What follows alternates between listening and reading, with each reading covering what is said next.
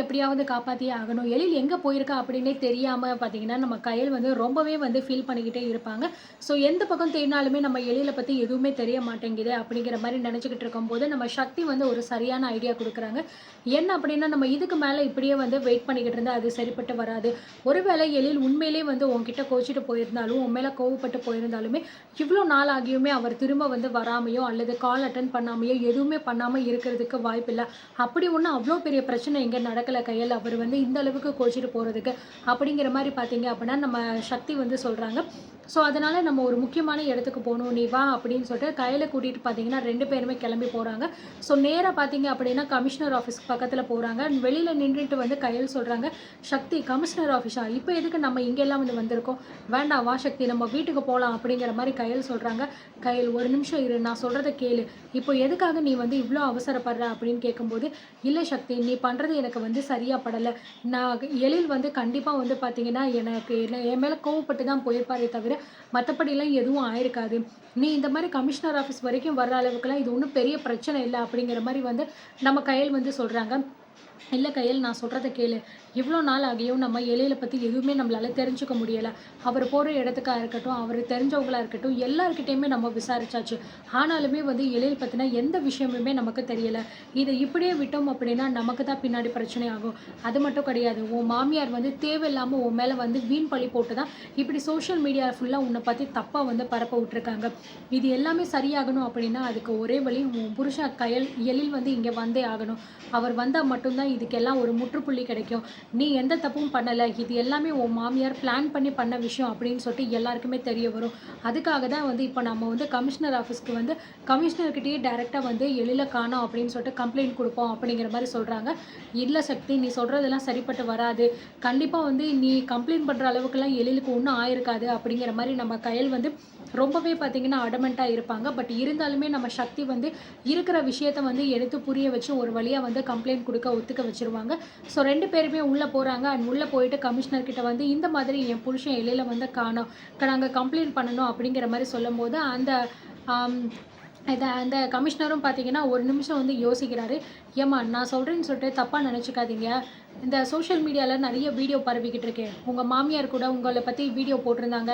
அந்த டாக்டர் கூட தொடர்பு இருக்கு." அப்படி இப்படின்னு சொல்றாங்களே, அந்த கையல் நீங்க தானா? அப்படிங்கிற மாரி வந்து கேட்குறாங்க. ஸோ கையலுக்கு என்ன சொல்றது அப்படின்னே வந்து தெரியல. ரொம்பவே மனசுடைஞ்சு போயிடுறாங்க. சக்தி தான் வந்து சொல்றாங்க, "சார் இங்க பாருங்க, நீங்க சொல்றது எல்லாமே வந்து சோஷியல் மீடியால வரக்கூடிய நியூஸ் தான். பட் ஆனா அது எதுவுமே உண்மை கிடையாது. எல்லாமே பொய். இது எல்லாமே பிளான் பண்ணி இவங்கள வந்து கஷ்டப்படுத்தணும். இவங்கள எப்படியாவது பழி வாங்கணும் அப்படிங்கிறதுக்காக தான் வந்து போடப்படுற விஷயங்கள். அத நாங்க வந்து பொய் அப்படிங்கிறத நிரூபிக்கிறதுக்காக தான் நாங்க போராடிக்கிட்டு இருக்கோம். அதுக்காக தான் இப்போ வந்து எழில காணோம் அப்படின்னு சொல்லிட்டு கம்ப்ளைண்ட் பண்ண வந்திருக்கோம் சார்." அப்படிங்கிற மாரி சக்தி சொல்றாங்க. "சரிம்மா அதெல்லாம் இருக்கட்டும். ஆனா இப்போ எதுக்கு நீங்க வந்து இவ்ளோ நாள் கழிச்சு வந்திருக்கீங்க? உங்க புருஷன் காணோம் அப்படின்னு தெரிஞ்ச அப்பவே நீங்க வந்திருக்கலாமே! அப்போ உங்கள நாங்க நம்பியிருப்போம். அது மட்டும் கிடையாது. உங்க மாமியாருக்கு உங்க மேல தான் சந்தேகம் இருக்கு. அவங்க புள்ளைய நீங்க என்னமோ பண்ணிட்டீங்க. அந்த டாக்டர் கூட சேர்ந்து நீங்க அவங்க புள்ளைய கொன்னுட்டீங்க அப்படின்னு தானே வந்து பேசிக்கிட்டு இருக்காங்க. அப்படி இருக்கும்போது, இப்போ நீங்க இங்க கம்ப்ளைண்ட் குடுத்த வந்தா, அத நாங்க எந்த விதத்தில எடுத்துக்கிறது? நீங்களே சொல்லுங்க." அப்படிங்கிற மாரி வந்து சொல்றாங்க. கயலுக்கு வந்து உண்மையிலேயே மனசு அவ்ளோ உடைஞ்சு போயிருச்சு. என்ன பதில் பேசுறதுன்னே தெரியல. ஸோ அவங்க கேட்குற கேள்விகள் அத்தனையுமே உண்மையா இருக்கு. "இவ்ளோ நாள் ஏன் வரல?" அப்படிங்கிற மாரிலாம் கேட்கும்போது, சக்தி தான் வந்து பதில் சொல்றாங்க. "நீங்க கேட்கறது எல்லாமே வந்து சரிதான் சார். ஆனா இப்போதைக்கு அவங்களால எந்த பதிலும் சொல்ல முடியாத நிலைமையில இருக்காங்க. ஸோ இந்த மாதிரி ஒருத்தவங்கள பத்தி சோஷியல் மீடியால தப்பான ஒரு விஷயங்கள் பரவிக்கிட்டு இருக்கு அப்படின்னா, எந்த பொண்ணால சார் அத அக்செப்ட் பண்ணிக்க முடியும்? ஸோ இந்த காவல்துறை, இந்த சட்டம் எல்லாமே வந்து பொண்ணுங்களுக்கு நல்லது பண்ணணும் அப்படிங்கிறதுக்காக தான் இருக்கு. ஆனா இங்க வந்து பார்த்தீங்கன்னா, இப்படி ஒரு சோஷியல் மீடியானால ஒரு பொண்ணோட வாழ்க்கையே கேள்விக்குறியா போய்க்கிட்டு இருக்கு. அதெல்லாம் வந்து வெளியில யாருக்குமே தெரிய மாட்டேங்குது. ஏதோ பொய்யா ஒரு விஷயத்த பத்தி இப்போ நான் வந்து எக்ஸாம்பிளுக்கு இப்போ வந்து நீங்க வந்து தப்பானவங்க அப்படின்னு சொல்லிட்டு ஆஸ் அ பொண்ணா நான் இருந்துகிட்டு நான் வந்து ஒரு விஷயத்த வந்து நான் வீடியோவா போட்டேன் அப்படின்னா, அது எவ்வளோ வைரல் ஆகும்னு சொல்லிட்டு உங்களுக்கே நல்லா தெரியும் சார். அப்போ எல்லாரும் உங்கள தானே தப்பா பேசுவாங்க. அப்படி இருக்கும்போது அந்த சோஷியல் மீடியால 1008 விஷயம் வரும். அது எல்லாமே உண்மைன்னு சொல்லிட்டு எப்படி சார் நீங்க வந்து நம்புவீங்க? அவங்க அது மட்டும் கிடையாது. கயலோட மாமியாருக்கு கயல ஆரம்பத்துலேருந்தே கொஞ்சம் கூட புடிக்காது. கயலுக்கும், எழிலுக்கும் வந்து கல்யாணம் பண்ணவே மாட்டேன் அப்படின்னு ரொம்பவே அவங்க அடம் பண்ணி, கல்யாணத்தில பலவிதமான பிரச்சனைகள் வந்து பண்ணாங்க.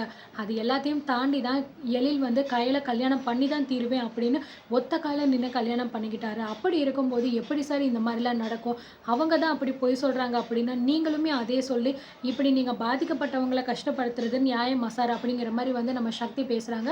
ஸோ சக்தி சொன்னத கேட்டு கமிஷனருமே வந்து யோசிச்சு பார்க்குறாரு. சரிம்மா, நீங்க சொல்றதும் வந்து ஒரு வகையில எனக்கு சரின்னு தான் தோணுது.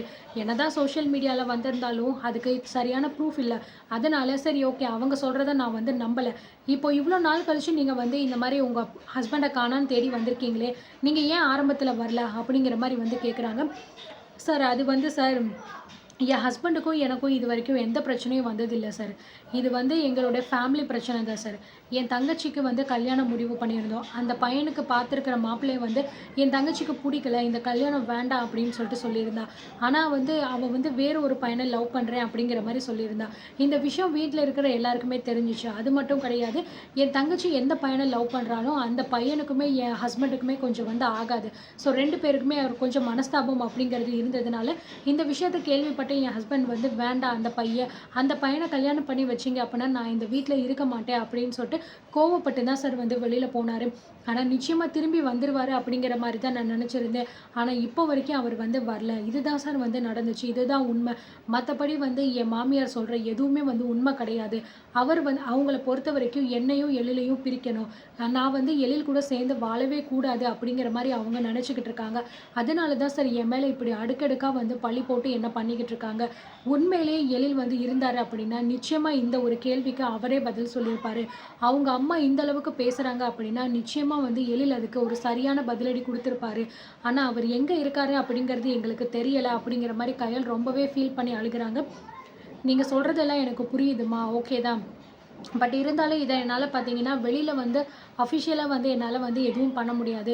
ஏன்னா, ஏற்கனவே வந்து உங்க மேல தான் வந்து தப்பு அப்படிங்கிற மாரி வந்து வெளில நெறைய பரவிக்கிட்டு இருக்கு.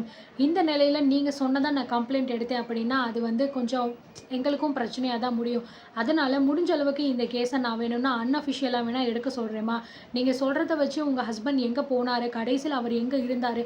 அவர் மொபைல் நெட்வொர்க் எங்க இருந்துச்சு? எல்லாத்தையுமே வேணா நான் வந்து பார்க்க சொல்றேன்ம்மா. பார்த்துட்டு ஏதாவது தகவல் கிடைச்சுச்சு அப்படின்னா உங்ககிட்ட நான் சொல்றேன் அப்படிங்கிற மாரி சொல்லிடுறாரு. சார் ப்ளீஸ் சார், எங்க இருந்தாலும் என் ஹஸ்பண்ட கொஞ்சம் நீங்க தேடி கண்டுபிடிச்சு குடுத்துருங்க. அவர் வந்தா மட்டும் தான் சார் இந்த ஒரு பழியிலேருந்து என்ன காப்பாத்த முடியும். அவர் வந்துட்டாரு அப்படின்னா என் மாமியார் சொல்ற எல்லாமே பொய்யின்னு இந்த ஊர் உலகம் எல்லாத்துக்குமே வந்து தெரிய வந்துரும் அப்படிங்கிற மாரி வந்து கயல் ரொம்பவே ரெக்வெஸ்ட் பண்றாங்க. சரிம்மா, நீங்க சொல்றது புரியுது. நிச்சயமா உங்க ஃபீலிங்ஸ நானும் வந்து மதிக்கிறேன். கண்டிப்பா இந்த விஷயத்த நான் கூடிய சீக்கிரத்திலேயே வந்து என்ன பண்ணணுமோ பண்ண சொல்றேன். நிச்சயமா உங்க புருஷன் திரும்ப கிடைச்சிருவாரு. நீங்க சொல்ற வார்த்தை எனக்குமே கொஞ்சம் நம்பிக்கையா தான் இருக்கு. பார்க்கலாம். ஏதாவது தகவல் தெரிஞ்சுச்சு அப்படின்னா உங்ககிட்ட சொல்றேன் அப்படிங்கிற மாரி சொல்லிடுறாங்க. ஸோ இவங்க 2 பேருமே கிளம்பி வெளியில வந்துடுறாங்க. வந்தோனே சக்தி சொல்றாரு, "இங்க பாரு கயல், இதுக்கு மேல நீ எத பத்தியும் கவலைப்பட வேண்டாம். நிச்சயமா எழில் வந்து எங்க இருந்தாலும் சரி அவங்க கண்டுபிடிச்சு குடுத்துருவாங்க. கூடிய சீக்கிரமே நமக்கு நல்ல விஷயம் நடக்கும்." அப்படிங்கிற மாரி வந்து ஆறுதல் சொல்லிக்கிட்டு இருக்காங்க.